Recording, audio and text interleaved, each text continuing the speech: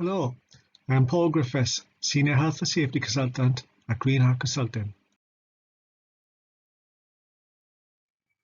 Welcome to Free Resource Course Series 7, Working at Height.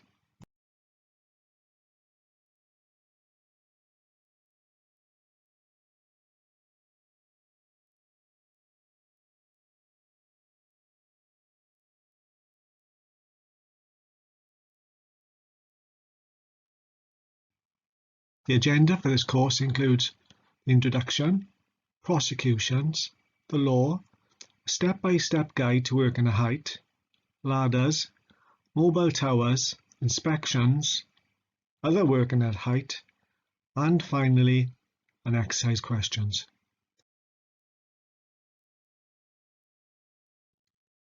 Introduction.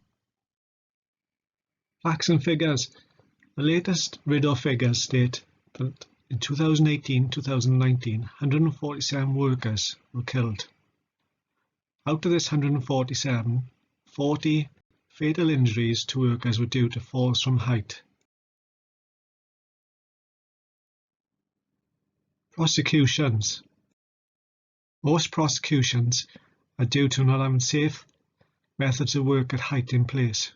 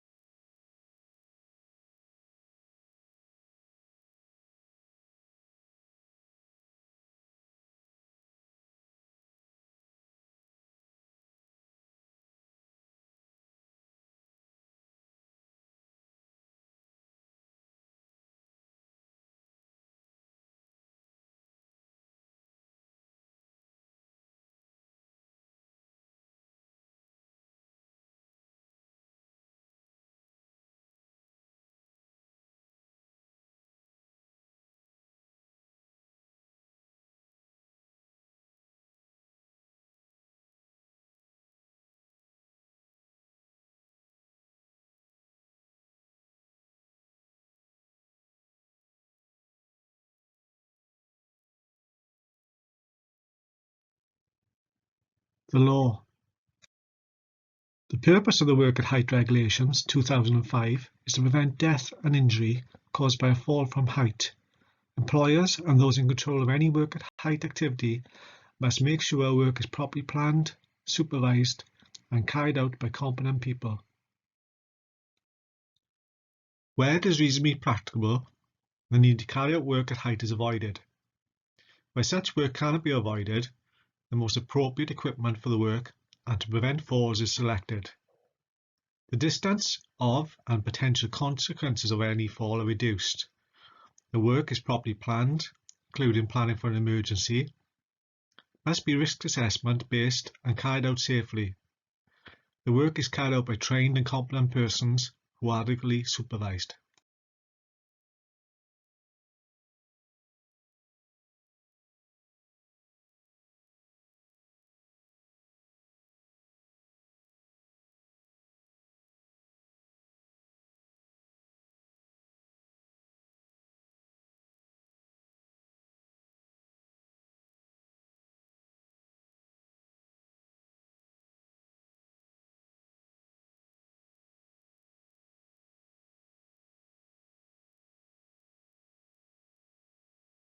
Many construction workers have sustained life-changing injuries as a result of falls from height.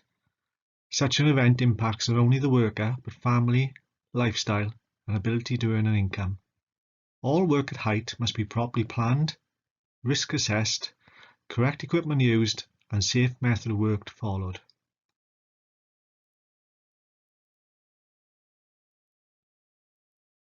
Step-by-step guide to working at height. Always avoid work at height where possible. Do as much work as possible from the ground. Some examples include using extendable tools from ground level to remove the need to climb a ladder, installing cables at ground level assembly of edge protection. If you cannot avoid work at height in the first place, go to prevent. Prevent work at height. You could use existing place of work that is already safe, for example, a non-fragile roof with a permanent perimeter guardrail. Or if not, use work equipment to prevent people from falling. Some practical examples of using work equipment to prevent a fall: mobile elevating work platforms, MOOPs, such as scissor lifts, tower scaffolds. Can you prevent a fall from occurring? If no, go to minimize. Minimize. If the risk of a person falling remains, you must take sufficient measures to minimize the distance and/or consequences of a fall. Practical examples of collective protection using work equipment to minimize the distance and consequences of a fall include safety nets and soft landing systems,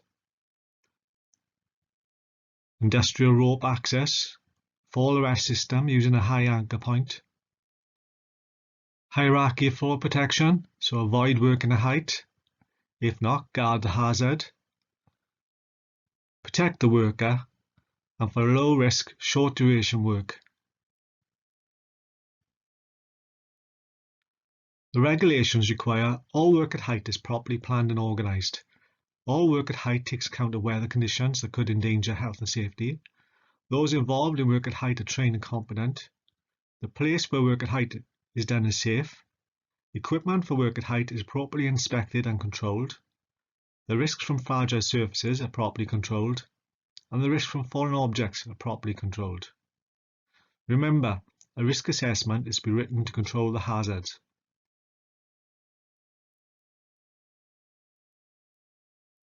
Ladders. Are ladders and step ladders banned? Is a common question. The short answer is no. There are many situations where a ladder is the most suitable equipment for working at height. For tasks of low risk or short duration, ladders and step ladders can be a sensible option. The Management of Health and Safety at Work Regulations 1999 state that suitable and sufficient risk assessment must be carried out for each task. This includes providing the right means of access for the job, for ladders, scaffolding, and mobile access towers. A risk assessment must be made prior to erecting a safe access to height. This assessment must take account of type of access, where it is to be erected, what work equipment will be used, the loading, ease of access, and what training is required. But remember, ladders are bottom of the hierarchy and can be used to justify the work, but must first consider avoidance, fall prevention, and mitigation. Ladders used just for access on short duration work can be justified due to low risk. Also, ladders can be used in conjunction with other work equipment, stability devices, fall arrest.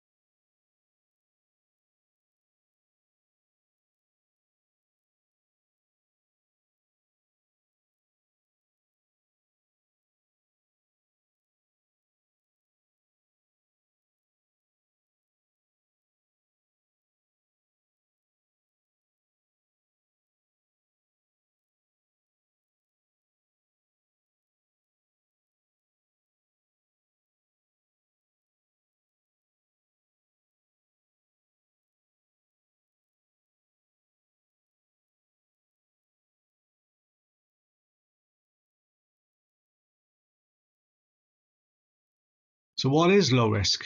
The guidance from the HSE leaves this to your judgment, but can include examples such as starting a screw, hanging wallpaper, installing a smoke detector, etc. Following these examples should provide an idea of what you may define as low risk. Ladders and general hazards. Always inspect the ladder before you use it.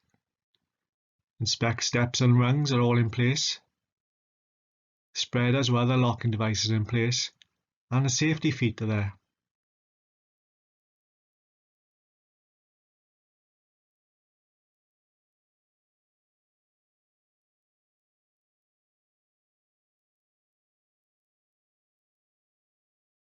Safe use of ladders. Always maintain 3 points of contact. For step ladders, always have the steps facing the work activity. Always make sure the ladder is tied.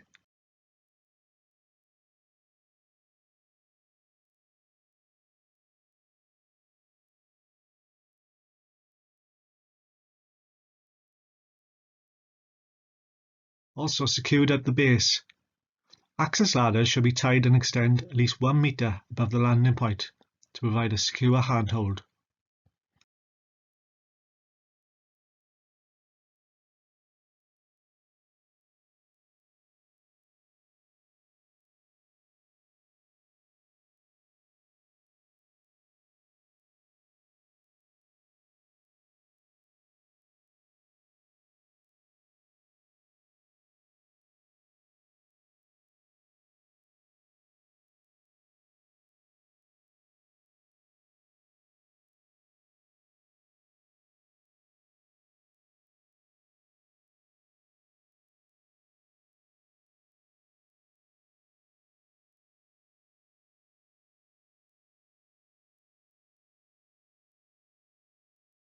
Keeping records.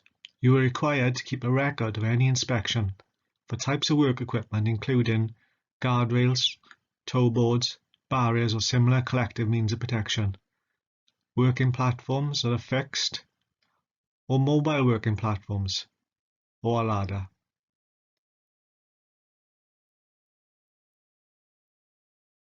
Mobile towers.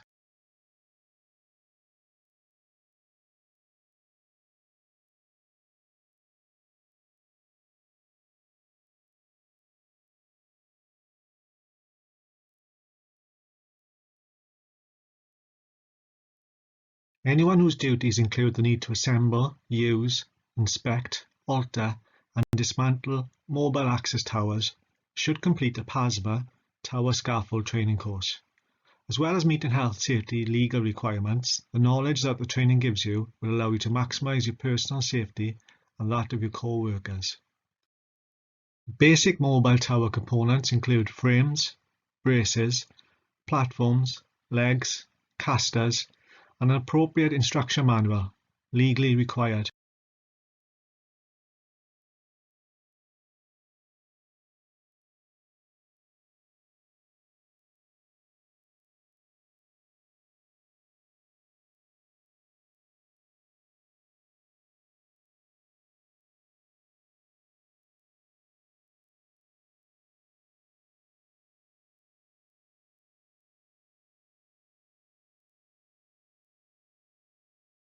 The following must be clearly addressed in the risk assessment.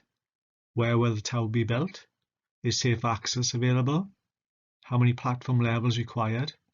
How many working levels? What loadings are to be imposed? Are the ground conditions suitable? And will the tower be tied or independent? Preparation. Prior to assembly, check that all components are present. Ensure they are from the same manufacturer, supplier, and for the same type of tower. Get familiar with one type, then use that type to gain experience and competence.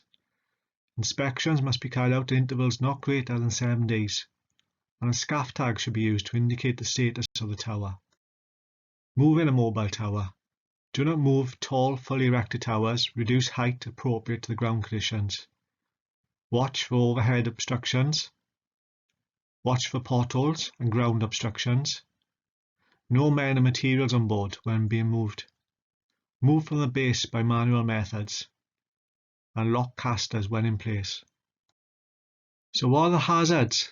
Lack of training, unsuitable ground conditions, overhead services, manual handling, exceeding the safe working load, falling materials, and weather conditions. Inspections.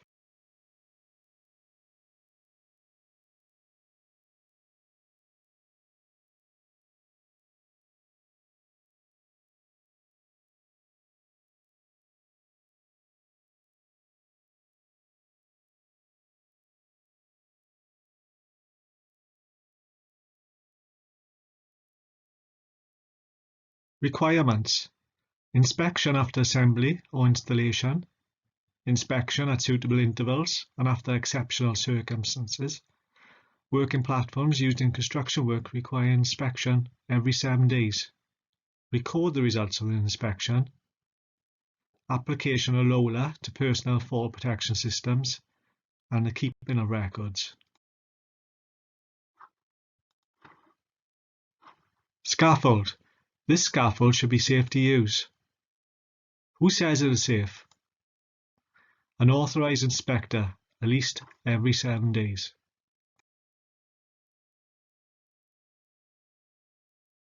Other working at height. Stop. Always take 5 minutes before starting work at height. What are the hazards in the picture? Potential for people, tools, materials to fall over the edge. The gate not closed. Consider the wind tunnel effect. And close to the edge. Is the edge protection secure? Scaffolding, do's and don'ts. Do wear relevant PPE. Don't amend scaffolding. Do ensure that all gates, cat flaps are closed. Don't set up your scaffolding on unsteady terrain. Don't assume 1 story is no big deal. Don't overload a scaffold. Don't use scaffolding that is not fit for purpose. And do ensure a scaff tag is displayed prior to using. MOOPs. Ensure that you have seen the manufacturer's records regarding inspection, maintenance and servicing, and that it is carried out. Check that all the relevant test certificates are provided with the machine. Ensure that before you operate the machine you are trained. Ensure the safe working load, safe wind speed, and safe gradient are displayed on the machine and adhere to. Ensure the ground is level, firm, and the machine is not over any drain, basement, etc.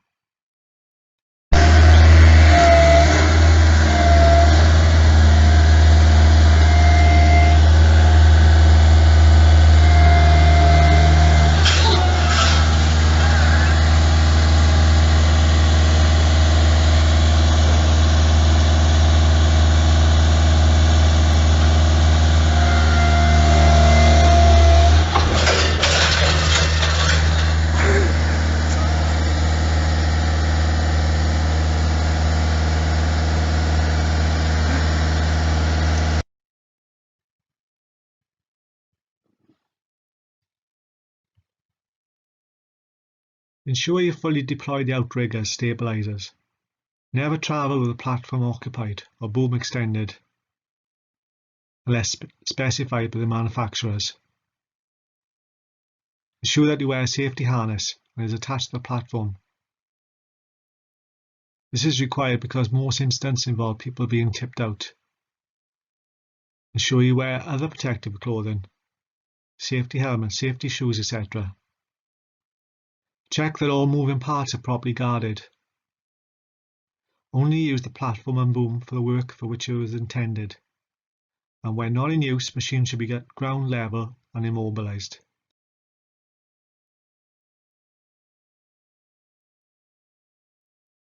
Safe use of harnesses. Ensure suitable anchor points. Consideration of free fall distance and length of lanyard. Test and examination in place, 6 monthly. Record inspections weekly and visual inspections daily before use.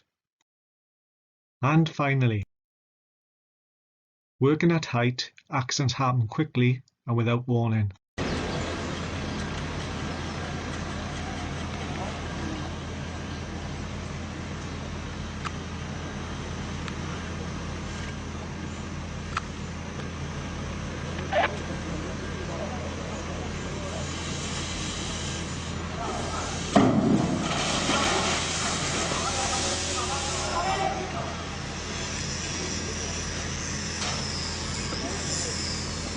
Get out of there.